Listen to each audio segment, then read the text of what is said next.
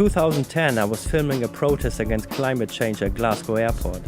I was studying journalism at that time, and as part of my course project, I made a short film about non-violent direct action. This isn't a well-known fact. British people do actually fly twice as much as both the Europeans and the Americans. We are hereby calling upon the Scottish Government to abandon its support for the White Paper. Well, let's face it, I mean, it's all a lot of nonsense, this environmental stuff. Anyway, I mean, it's been proven that climate change just is. Along with 4 activists, I have been arrested at the scene. My camera equipment was seized for an entire year. I realized that freedom of speech is not always a given in the UK. But shortly after that, I met 2 other journalists who experienced far worse for doing their job as a journalist.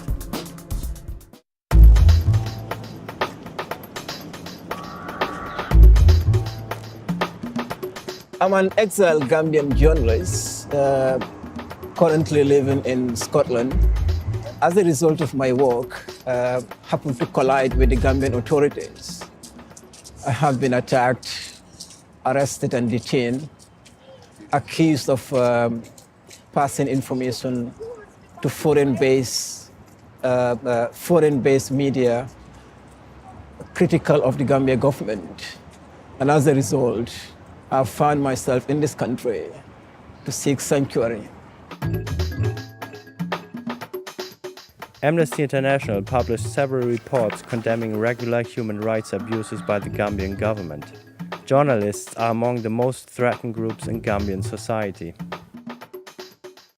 The Gambia government have made it very clear in all its actions that it has no room for independent journalism. And as a result, if you're suspected of being a critical journalist in that country, or if you're suspected of being giving information to outside media institutions, the government sees you as a threat. And what they do is, they either make you disappear or arrest you, put you in court, or put you on trial which are unfair, and send you to jail. So as a result of this, many of us have had to flee the country for fear of our lives.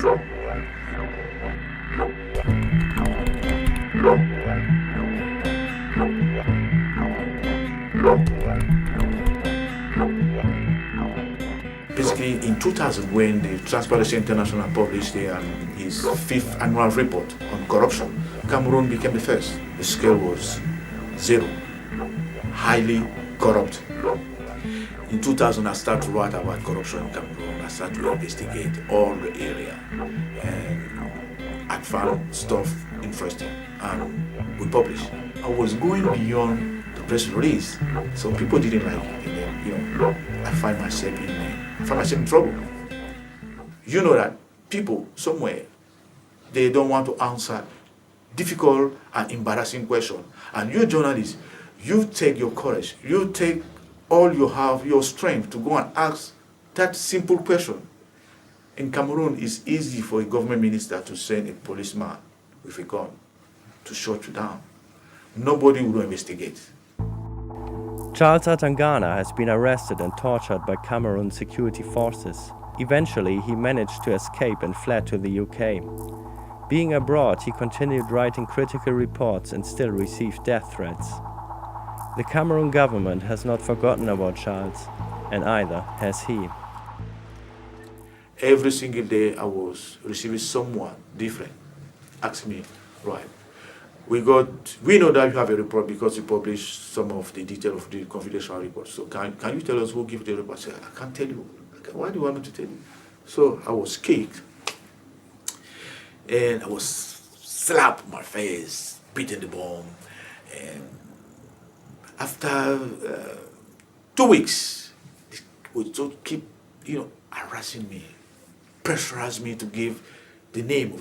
They even take the wire and they attach my genital to pull out so that, the pressure and the pain will let me talk. Well, I decided I won't say no.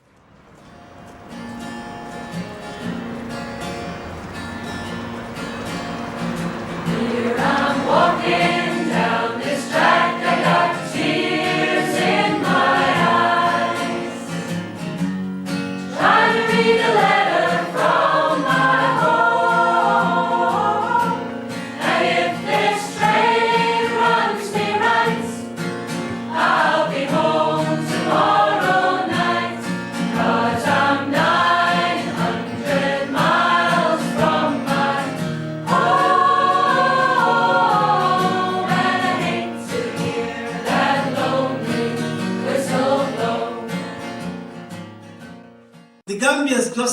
Minister was on record last week threatening me personally and members of the Gambia campaign and describing us as enemies of the Gambian state and enemies of progress. And this is what he said: we will wait for them to come and we will prosecute them. This is the kind of fear and terror that I find myself, together with my family, with a very uncertain future in this country. Glasgow MP Anna Sava has been in support of the Gambia campaign. He was one of 24 MPs to sign an early day motion calling for international pressure on the Gambian government. Gambia is one perfect example where people's human rights are not being taken into account. There's countless countries right around the world where people are being persecuted purely for whether it's their religion, whether it's what village they come from, or whether it's because they're willing to speak out against a corrupt government. So there's people suffering all around the world, and in a compassionate nation like the UK, we do accept asylum seekers, but we need to make sure that we're accepting the right kind of asylum seekers who are here for genuine purposes, and the bogus asylum seekers we are sending back to their countries of origin. To be recognized as a refugee, you must be unable to return to your country due to a well-founded fear of persecution. In 2011, 70% of asylum applications were initially denied. And then they say, okay, basically they say that we don't believe. Right, first of all, we don't believe that you are from Cameroon, we don't believe that you are journalists, we don't believe that you escaped, we don't believe that you're... Right, you are in front of us, okay, you are here, so we don't believe you. I mean, generally, if you see yourself in a country where you seek sanctuary, you would have thought that once you land in that country, the authorities in that country will give you the sanctuary that you came to seek. But it has been very difficult the past 2 years, I must admit. I have had my asylum torn down, and what I'm doing now is to convince the UK border agency that the Gambia is not a safe place for me and my family. The National Union of Journalists have been campaigning to protect exiled journalists and prevent them from deportation.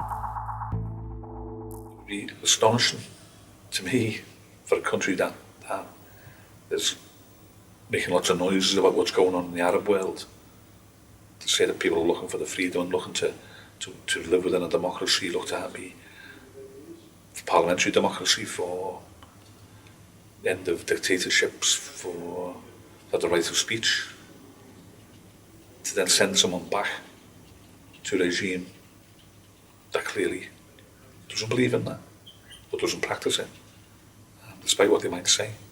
So there's major contradictions there and major hypocrisy.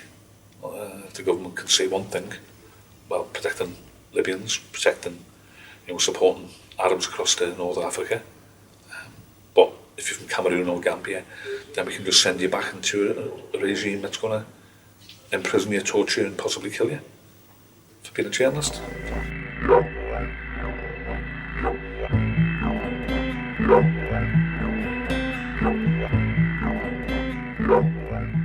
Without journalism, you have a diminution of democracy, and there'll be no one there to ask the questions of politicians and people in power.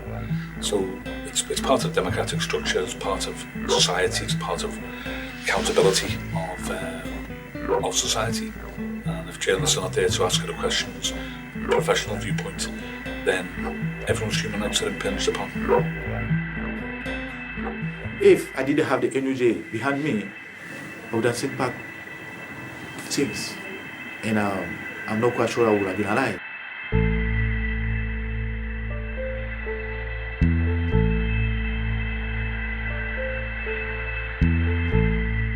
What they have succeeded in doing is sending us into exile. But equally, what they have not succeeded in doing is silencing us.